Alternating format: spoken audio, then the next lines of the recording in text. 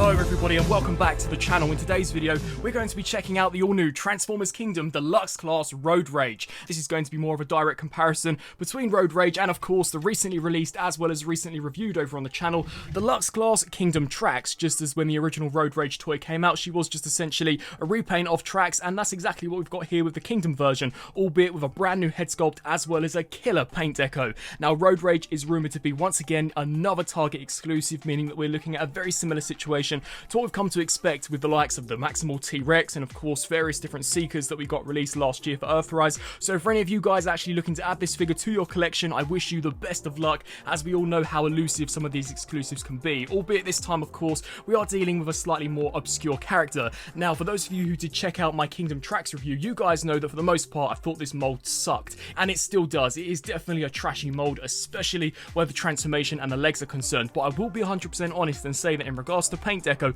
as well as a head sculpt, I absolutely love what Hasbro and Takara have done here with Road Rage. She looks fantastic. Now I was very tempted to actually pick up the Masterpiece version, just as I think the red with the burning flame here on the top of the hood really does look sensational, but actually have gotten my hands on this figure, I think that I'm pretty much sufficed. She's turned out really nicely. Now you can see that in regards to vehicle mode, the mold is exactly the same, so we can't really do all that many differences in regards to comparison where this is concerned, but they really do look drastically different. I think the colour variation looks fantastic. You can see of course this time she's sporting a much more aggressive looking fierce colour scheme, and I think it looks exceptional. You can see that in regards to decals here for the hood, we've got this very fierce fiery detail here which I think looks exceptional. You can see the Autobot insignia smack bang there in the centre. Some details which I actually missed on Tracks would be these sections which I believe are supposed to be the front headlights. You can see really nice looking metallic black here at the front, and as we just spin here to a side perspective you can see the differences in regards to the colour of paint used for the actual transparent plastic and the cast red, but I think it's near enough spot on, so that once again is really cool to see. You can see some killer looking silver hubcaps as well as two of her accessories. Now these are identical to what we saw with Kingdom Tracks, so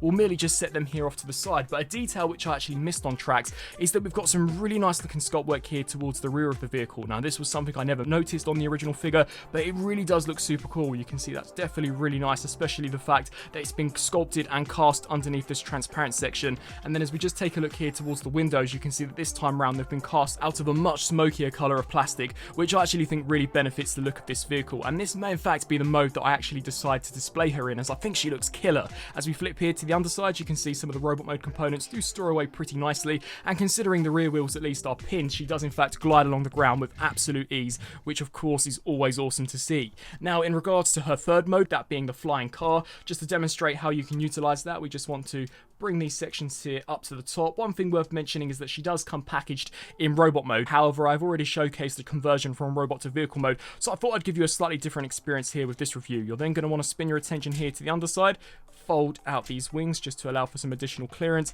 take the forearms here, just attach these, angle them out to the side, of course take the wheel here, angle that out to the side, and then just bring that around just like so.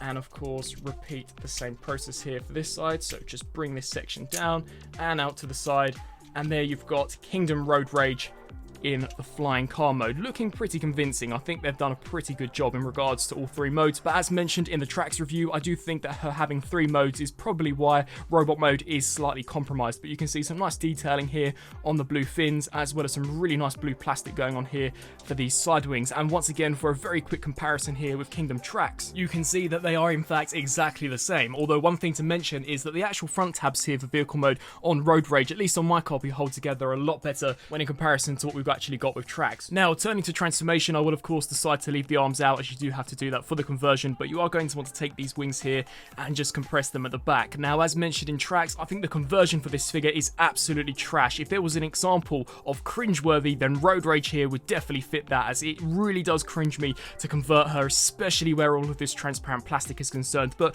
when we actually get her into robot mode, it's quite a satisfying outcome. So to begin with, you're going to want to take the hood here, and honestly there's no right way to do this. You do essentially just have to snap this section away, and there is no doubt that over time these tiny little transparent pegs are going to shear clean off, and you can even see some stress marks here to this tab. So once again, a really poor design in my opinion. You're then going to want to slide these side view mirrors out here from this transparent piece. That will then allow you to take this entire section, spin this here to the top, and this entire piece here is completely transparent. We're then going to want to spin this around to the back, take this hood section and just snap this in and fold that like so. We can then turn our attention here to the legs, another area of conversion which I absolutely hate. You're going to want to fold the feet in like so, spin your attention here to the back, split these sections, take the shin guards, pull those forwards, and then flip the feet forwards, and then at the same time extend this thigh joint all the way up, and then this tab will in fact peg into this slot, so just snap that in there. Of course, repeat the exact same process here for this side, so bring this section around, extend the thigh joint, and then of course just snap that into place. And then we do have some tiny little black tabs here that are supposed to slide into these slots, but for those of you who own tracks, you guys know that quite honestly it doesn't really stay in there all that well. We're then going to want to rotate here at the torso, take this faux chest piece, push this section here forwards, albeit very stiff here on my Road Rage figure, and then just proceed to collapse the spinal section until it does snap into place, and then take this torso region, once again snap that there into place, concealing that mushroom peg. We can then spin our attention here to the back. This tab is going to peg into this slot, so snap that in there, fold out the fists on either side, and there you've got Transformers Kingdom Deluxe Class Road Rage fully transformed up into her pretty impressive looking robot mode. Now here for robot mode, the figure looks great. As mentioned in vehicle mode, I think that in regards to paint deco, she looks killer, especially when in comparison to tracks, and that's just a personal preference for me. I much prefer the red and black colour scheme that we've got going on for her, as I've always been a huge fan of this particular deco, but the head sculpt also is really impressive. Now of course, if you didn't know, Road Rage is a female character, and I think Hasbro and Takara did an exceptional job in actually captioning some of those feminine attributes here in the facial design. It looks really impressive. You can see how we've got this super awesome blue cast helmet over the top of a really nicely sculpted silver faceplate, and we've also got some really nice all-spark blue eyes painted there. You can see some nice white detailing here at the top. We've got the blue wings, of course, protruding off to the side, and the rest of the body is exactly what we've come to expect with this mold. So we've got the faux chest piece with the Autobot insignia. It would have been awesome if this was in fact a rub and reveal, but much like some of those older G1 toys, but of course that's just a minor nitpick. We've got the same weapons that we saw with the original Kingdom tracks, so we've got her blaster as well as this double-barreled cannon, which I actually like to store here on the forearm, although you can in fact take it, store it in the back where we saw it for vehicle mode, or you can in fact actually take it and of course store it in the more traditional placement, that being above the head. So it's really up to your own personal preference. You can see here the forearms, some nice looking sculpt work, as well as for the actual fists. The thighs too have also been sculpted pretty nicely. We have a nice glossy black applied here for this plate, and then just turning our attention down to the lower section, this is definitely where the weaker part of the figure lays, as I absolutely hate the design, especially the way the foot just sort of protrudes from nowhere with this awful ghastly space between where the shin and the foot does begin. Honestly, that's such a poor design. I really have no idea as to why they did green like this, as I think they could have probably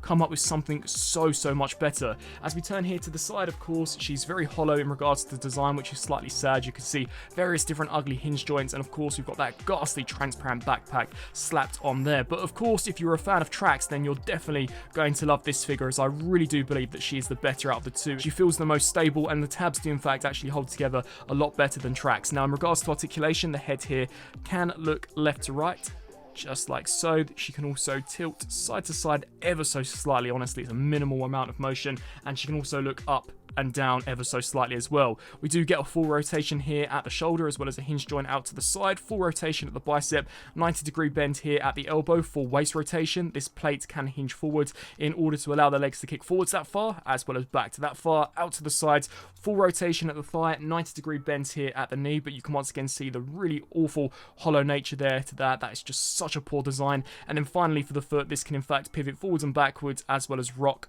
side to side. So in regards to articulation, she's definitely got the moves. It's just a shame that some of the parts of the robot mode do look slightly wonky, meaning that not every single pose is as flattering to the eye as you would expect. And so, wrapping up this review here with the robot mode size comparison, as well as giving you guys some of my final thoughts, you can see that in regards to an actual mold, she's once again exactly the same as tracks, albeit this time with a different head sculpt. And I will be completely honest and say, as mentioned throughout this review, I actually think that in regards to a color deco and visual appearance, Road Rage just pops. She looks so well done. I think the color scheme is incredibly impressive, as so is that wicked head sculpt. She really is my preferred out of the two, but that's not to take anything away from, to put it bluntly, the really trash mold. Honestly, it's such a poor mold for the War for Cybertron trilogy. I think Trax is one of the biggest letdowns that this line so far has seen, especially considering that he was such an anticipated G1 character. I really think Hasbro could have done something so much better, especially in regards to the huge transparent piece of plastic that he's got slapped on his back, which will no doubt cause for many breakages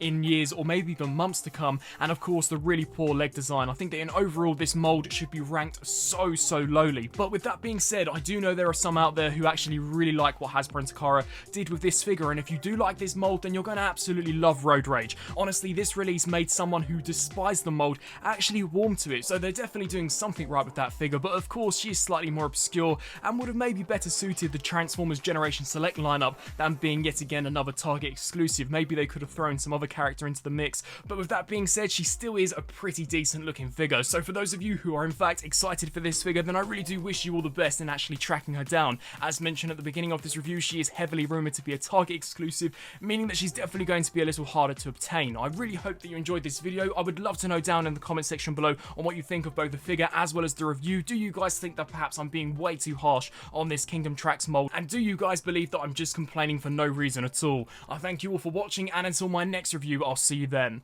Thanks for watching.